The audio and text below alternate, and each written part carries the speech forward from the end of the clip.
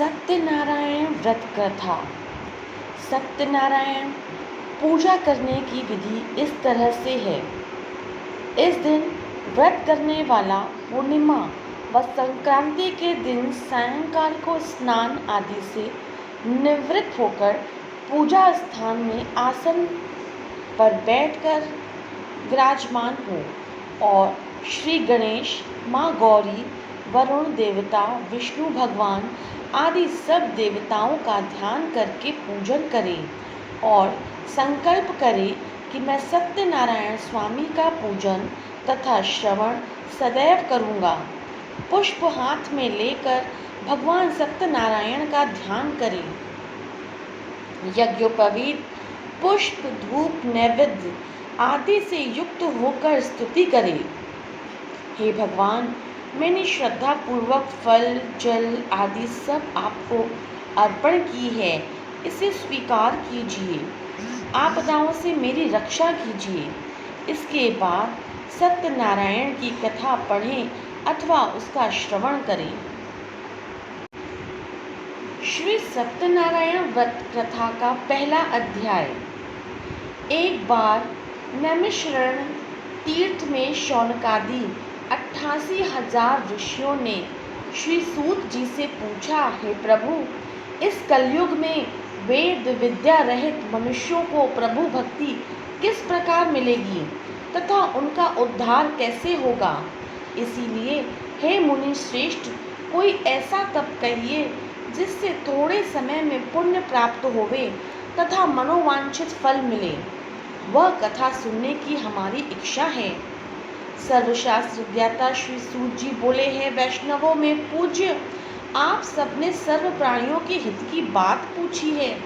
अब मैं उस श्रेष्ठ व्रत को आप लोगों से कहूँगा जिस व्रत को नारद जी ने लक्ष्मी नारायण से पूछा था और लक्ष्मीपति ने मुनि श्रेष्ठ नारद से कहा था, सो ध्यान से सुनो।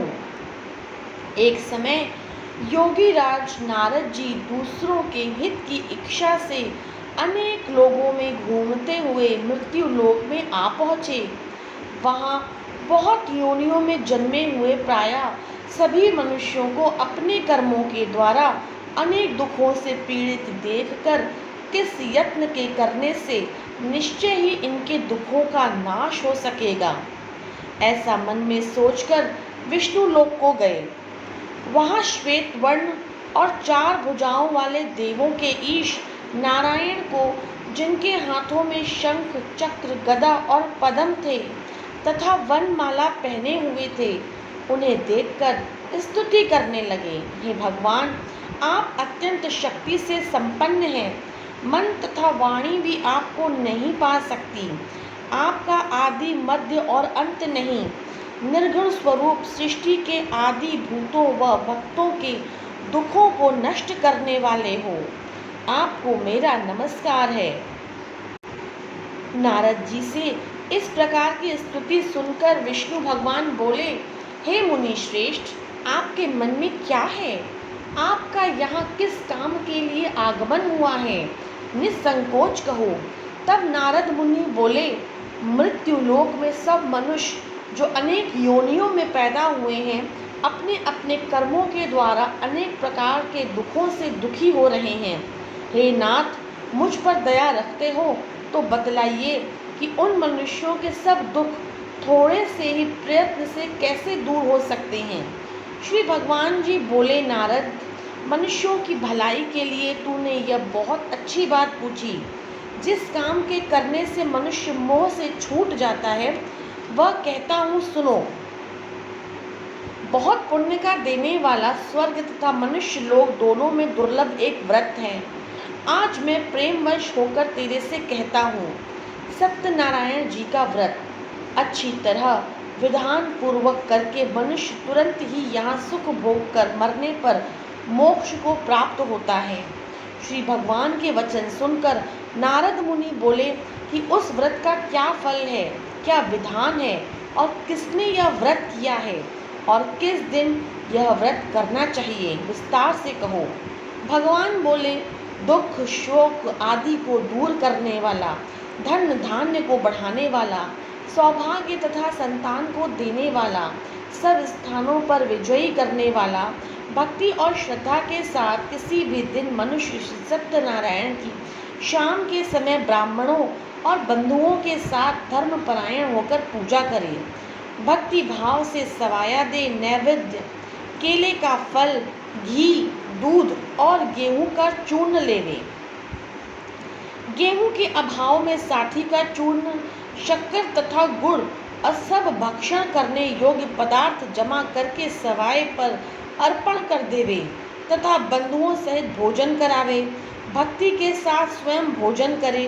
नित्य गीत आदि का साथ आचरण कर सत्यनारायण भगवान को स्मरण कर समस्त समय व्यतीत करे। इस तरह का व्रत करने पर मनुष्यों की इच्छा निश्चय ही पूरी होती है। विशेषकर कली काल में भूमि पर यह मोक्ष का सरल उपाय है। इति श्री सत्यनारायण व्रत कथा प्रथमो अध्याय समाप्तम। दूसरा अध्याय। सूत जी बोले, हे ऋषियों, जिसने पहले समय में इस व्रत को किया है उसका इतिहास कहता हूँ, ध्यान से सुनो। सुंदर काशीपुरी नगरी में एक अति निर्धन ब्राह्मण रहता था। वह भूख और प्यास से बेचैन हुआ नित्य ही पृथ्वी पर घूमता था। ब्राह्मणों को प्रेम करने वाले भगवान ने ब्राह्मण को दुखी देखकर बूढ़े ब्राह्मण का रूप धर उसके पास जा आदर के साथ पूछा, हे विप्र, नित्य दुखी हुआ पृथ्वी पर क्यों घूमता है? हे श्रेष्ठ ब्राह्मण, यह सब मुझसे कहो, मैं सुनना चाहता हूँ। ब्राह्मण बोला, मैं निर्धन ब्राह्मण हूँ, भिक्षा के लिए पृथ्वी पर फिरता हूँ। हे भगवान, यदि आप इसका उपाय जानते हो तो कृपा कर कहो।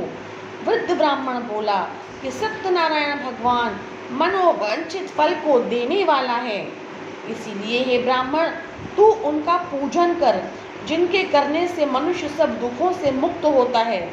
ब्राह्मण को सारा व्रत का विधान बताकर बूढ़े ब्राह्मण का रूप धारण करने वाले सत्यनारायण भगवान अंतर ध्यान हो गए।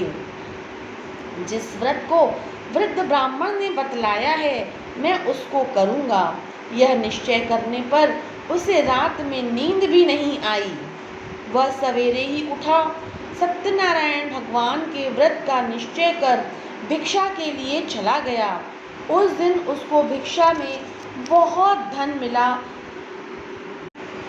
उस दिन उसको भिक्षा में बहुत सा धन मिला, जिससे बंधु बांधवों के साथ उसने सत्यनारायण भगवान का व्रत किया। इसके करने से वह ब्राह्मण सब दुखों से छूटकर अनेक प्रकार की संपत्तियों से युक्त हुआ। उस समय से वह ब्राह्मण हर मास व्रत करने लगा। इस तरह सत्यनारायण भगवान के इस व्रत को जो करेगा वह सब पापों से छूटकर मोक्ष को प्राप्त होगा। आगे जो पृथ्वी पर सत्यनारायण का व्रत करेगा वह मनुष्य सब दुखों से छूट जाएगा। इस तरह नारद जी ने नारायण भगवान से कहा, यह व्रत तुमसे कहा है, हे विप्रो, मैं अब और क्या कहूँ? ऋषि बोले, हे मुनीश्वरों, संसार में इस ब्राह्मण से सुनकर किस किस ने इस व्रत को किया, हम वह सब सुनना चाहते हैं। इसके लिए हमारे मन में श्रद्धा है। सूत जी बोले, हे मुनियों, जिस जिसने यह व्रत किया है वह सब सुनो। एक समय वह ब्राह्मण धन और ऐश्वर्य के अनुसार बंधु बांधवों के साथ व्रत करने को तैयार हुआ। उसी समय एक लकड़ी बेचने वाला बूढ़ा आया और बाहर लकड़ियों को रखकर ब्राह्मण के मकान में गया। प्यास से दुखी होकर लकड़हारे ने उसको व्रत करते देखकर लकड़हारा ब्राह्मण को नमस्कार कर कहने लगा कि आप यह क्या कर रहे हैं और इसके करने से क्या फल मिलता है, कृपा करके मुझसे कहिए। ब्राह्मण ने कहा, सब मनोकामनाओं को पूरा करने वाला यह सत्यनारायण भगवान का व्रत है। इसकी ही कृपा से मेरे यहाँ धन धान्य आदि की वृद्धि हुई है। ब्राह्मण से इस व्रत के बारे में जानकर लकड़हारा बहुत प्रसन्न हुआ। चरणामृत ले और प्रसाद खाने के बाद अपने घर को चला गया। लकड़हारे ने मन में इस प्रकार का संकल्प किया कि आज ग्राम में लकड़ी बेचने से जो धन मुझे मिलेगा उसी से सत्यनारायण देव का उत्तम व्रत करूंगा। यह मन में विचार करके वह बूढ़ा ब्राह्मण लकड़ियां अपने सर पे रख कर जिस नगर में धनवान लोग रहते थे वह ऐसे सुंदर नगर में आया। उस रोज वहां पर उसे लकड़ियों का दाम पहले दिनों से चौगुना मिला। तब वह बूढ़ा लकड़हारा दाम ले और अति प्रसन्न होकर पक्के केले की फली, शक्कर, घी, दूध और दही, गेहूं का आटा इत्यादि लेकर सत्यनारायण भगवान के व्रत की कुल सामग्रियों को लेकर अपने घर गया। तब वह बूढ़ा लकड़हारा दाम ले और अति प्रसन्न होकर पक्के केले की फली, शक्कर, घी, दूध और दही, गेहूं का आटा इत्यादि सत्यनारायण भगवान के व्रत की कुल सामग्रियों को लेकर अपने घर गया। फिर उसने सब अपने भाइयों को बुलाकर विधि के साथ भगवान जी का पूजन और व्रत किया। उस व्रत के प्रभाव से बूढ़ा लकड़हारा धन, पुत्र आदि से युक्त हुआ और संसार के समस्त सुख भोगकर वैकुंठ को चला गया। इति श्री सत्यनारायण व्रत कथा दूसरा अध्याय समाप्तम। श्री सत्यनारायण व्रत कथा का तीसरा अध्याय। सूत जी बोले, हे श्रेष्ठ मुनियों, अब आगे की कथा कहता हूँ, सुनो। पहले समय में उल्का नामक एक बुद्धिमान राजा वहाँ राज्य करता था। वह सत्यवक्ता और जितेंद्रिय था। प्रतिदिन देव स्थानों को जाता तथा गरीबों को धन देकर उनके कष्ट दूर करता था। उसकी पत्नी कमल के समान मुख वाली और सती साध्वी थी। भद्रशिला नदी के तट पर उन दोनों ने सत्यनारायण देव का व्रत किया। उस समय वहाँ एक साधु वैश्य आया। उसके पास व्यापार के लिए बहुत सा धन था। नाव को किनारे पर ठहराकर राजा के पास गया और राजा को व्रत करते हुए देखकर विनय के साथ पूछने लगा, हे राजन, भक्ति युक्त चित्त से यह आप क्या कर रहे हैं? मेरी सुनने की इच्छा है, यह आप मुझे बतलाइए। राजा बोला, हे साधु, अपने बांधवों के साथ पुत्रादि की प्राप्ति के लिए यह महाशक्तिवान सत्यनारायण भगवान का व्रत व पूजन किया जा रहा है। राजा के वचन सुनकर साधु आदर के साथ बोला, हे राजन, मुझसे इनका सब विधान कहो। मैं भी आपके कथानुसार इस व्रत को करूँगा। मेरी भी कोई संतान नहीं है और इससे निश्चय ही होगी। राजा से सब विधान सुन व्यापार से निवृत्त हो आनंद के साथ घर गया। साधु ने अपनी स्त्री से संतान देने वाले उस व्रत का समाचार सुनाया और कहा कि जब मेरी संतान होगी तब मैं इस व्रत को करूँगा। साधु ने ऐसे वचन अपनी स्त्री लीलावती को कहा। एक दिन उसकी स्त्री लीलावती पति के साथ आनंदित हो सांसारिक धर्म में प्रवृत्त होकर सत्यनारायण भगवान की कृपा से गर्भवती हो गई तथा 10वें महीने में उसके एक सुंदर कन्या का जन्म हुआ। जिस दिन वह इस तरह बढ़ने लगी जैसे शुक्ल पक्ष का चंद्रमा बढ़ता है। कन्या का नाम कलावती रखा गया। तब लीलावती ने मीठे शब्दों में अपने पति से कहा कि आपने जो संकल्प किया हुआ था कि भगवान का व्रत करूँगा, अब आप उसे करिए। साधु बोले, हे प्रिय, इसके विवाह पर करूँगा। अपनी पत्नी का आश्वासन दे वह नगर को चला गया। कलावती पितृगृह में वृद्धि को प्राप्त हो गई। साधु ने जब नगर में सखियों के साथ अपनी पुत्री को देखा तो तुरंत ही दूत बुलाकर कहा कि पुत्री के वास्ते कोई सुयोग्य वर देख लाओ। साधु की आज्ञा पाकर दूत कंचन नगर पहुंचा। वहां पर बड़ी खोज कर और देखभाल कर लड़की के वास्ते सुयोग्य वणिक पुत्र को ले आया। उस सुयोग्य लड़के को देखकर साधु ने अपने भाई बंधुओं सहित प्रसन्न चित्त अपनी पुत्री का विवाह उसके साथ कर दिया। किंतु दुर्भाग्य से विवाह के समय भी उस व्रत को करना भूल गया। तब भी श्री भगवान क्रोधित हो गए और श्राप दिया कि तुम्हें दारुण दुख प्राप्त होगा। अपने काम में कुशल साधु बनिया अपने जमाता सहित समुद्र के समीप रत्नपुर नगर पहुंचा और वहां दोनों ससुर जमाई चंद्रकेतु राजा के नगर पहुंचे और व्यापार करने लगे। एक रोज भगवान सत्यनारायण की माया से प्रेरित कोई चोर राजा का धन चुराकर शीघ्र जा रहा था, किंतु पीछे से राजा के दूतों को आता देखकर चोर ने घबराकर भागते भागते धन को वहीं चुपचाप रख दिया जहां पर दोनों ससुर जमाई ठहरे हुए थे। तब दूतों ने उस साधु वैश्य के पास राजा के धन को रखा देखकर दोनों को बांध कर ले आए और प्रसन्नता से दौड़ते हुए राजा के समीप जाकर बोले, यह दो चोर हम पकड़ कर लाए हैं, देखकर आज्ञा दें। राजा की आज्ञा से उनको कठिन कारावास में डाल दिया और उनका धन राजा ने छीन लिया। उसी श्राप द्वारा उनकी पत्नी भी घर पर बहुत दुखी हुई और घर पर जो धन रखा था चोर चुरा कर ले गए। शारीरिक व मानसिक पीड़ा से, भूख प्यास से अति दुखित हो अन्न की चिंता में कलावती एक ब्राह्मण के घर गई। वहां उसने सत्यनारायण व्रत होते देखा। वहां उसने कथा सुनी तथा प्रसाद ग्रहण कर रात को घर आई।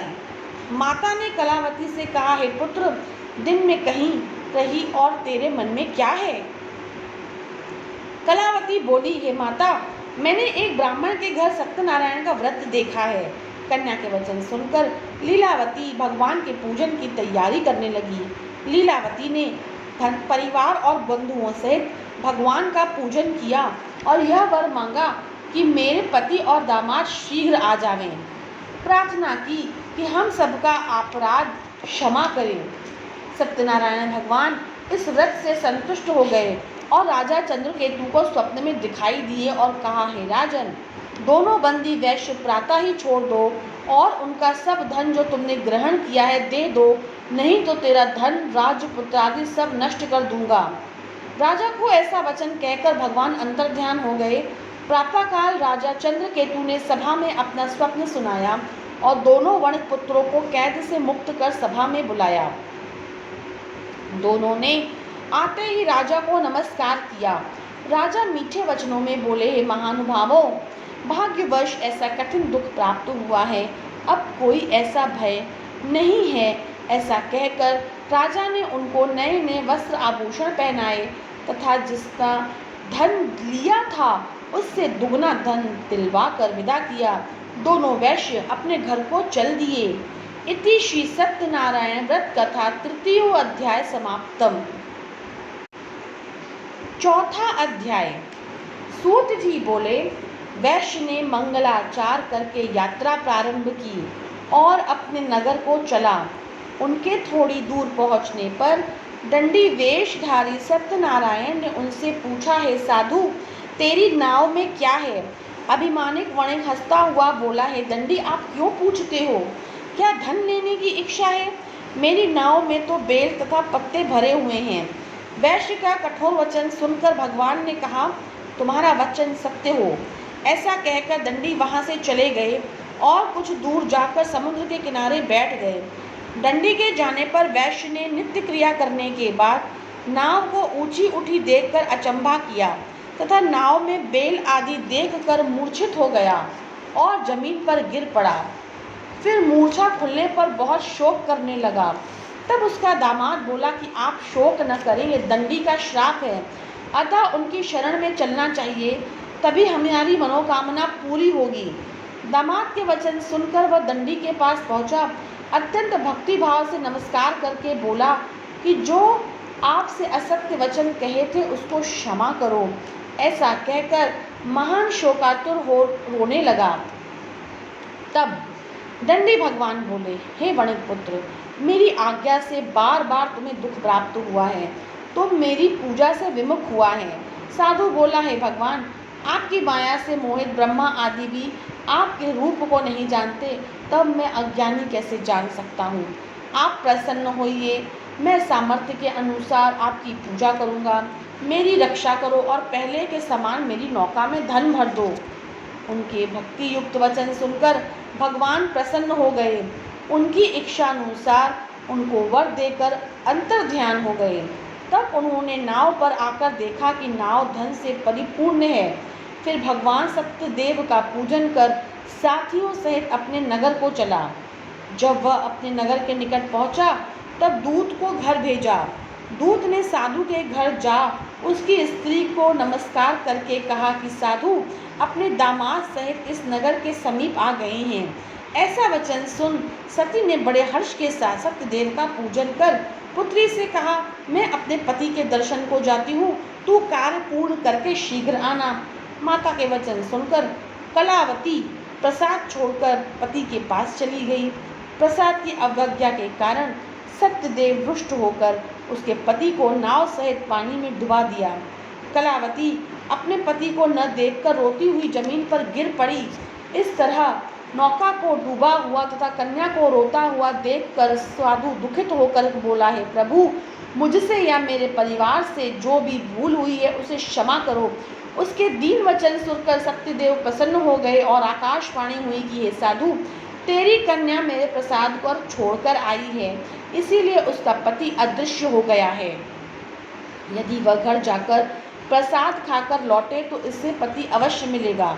आकाशवाणी से ऐसा सुनकर कलावती ने घर पहुंचकर प्रसाद खाया। फिर उसने आकर अपने पति के दर्शन किए। तब वैश्य परिवार के सब लोग प्रसन्न हुए। फिर साधु ने बांधवों सहित सत्यदेव का विधि पूजन किया। उस दिन से हर पूर्णिमा व संक्रांति को सत्यनारायण का पूजन करने लगे। फिर इस लोक का सुख भोग कर स्वर्ग को चला गया। इति श्री सत्यनारायण व्रत कथा चतुर्थ अध्याय समाप्तम। श्री सत्यनारायण व्रत कथा का 5वां अध्याय। सूत जी बोले, हे ऋषियों, मैं और भी कथा कहता हूँ, सुनो। प्रजापालन में लीन तुंगध्वज नाम का राजा था। उसने श्री भगवान का प्रसाद त्याग कर बहुत दुख पाया। एक समय वन में जाकर पशुओं को मारकर वड के नीचे बैठकर उसने भक्ति भाव से ग्वालों को बांधवों सहित सत्यनारायण का पूजन करते देखा। राजा देख कर भी अभिमानवश वहां न गया और न नमस्कार किया। जब ग्वालों ने भगवान का प्रसाद उसके सामने रखा तो वह प्रसाद को त्याग कर अपनी सुंदर नगरी को चला गया। वहां उसने अपना सब कुछ नष्ट पाया तो वह जान गया कि यह सब कुछ भगवान ने किया है। तब वह विश्वास कर ग्वालों के समीप गया और विधि पूर्वक पूजन कर प्रसाद खाया तो सत्यदेव की कृपा से जैसा था सब वैसा ही हो गया। सुख भोग कर मरने पर स्वर्ग लोक गया। जो मनुष्य इस परम दुर्लभ व्रत को करेगा, भगवान की कृपा से उसे धन धान्य की प्राप्ति होगी। निर्धन धनी होता है, बंदी बंधन से मुक्त होकर निर्भय हो जाता है, संतानहीनों को संतान प्राप्त होती है, सब मनोरथ पूर्ण होकर अंत में वैकुंठ धाम हो जाता है। जिन्होंने पहले इस व्रत को किया है उसके दूसरे जन्म की कथा कहता हूँ। वृद्ध शतानंद ने ब्राह्मण सुदामा का जन्म लेकर मोक्ष को पाया। उल्का मुख नाम का राजा दशरथ होकर वैकुंठ को प्राप्त हुआ। साधु नाम के वैश्य ने मोर ध्वज बनकर अपने पुत्र को आरे से चीरकर मोक्ष प्राप्त किया। महाराज तुंगध्वज ने स्वयं भू होकर भगवान के भक्ति युक्त कर्म कर मोक्ष को प्राप्त किया। इति श्री सत्यनारायण व्रता संपूर्णम। बोलो सत्यनारायण भगवान की जय।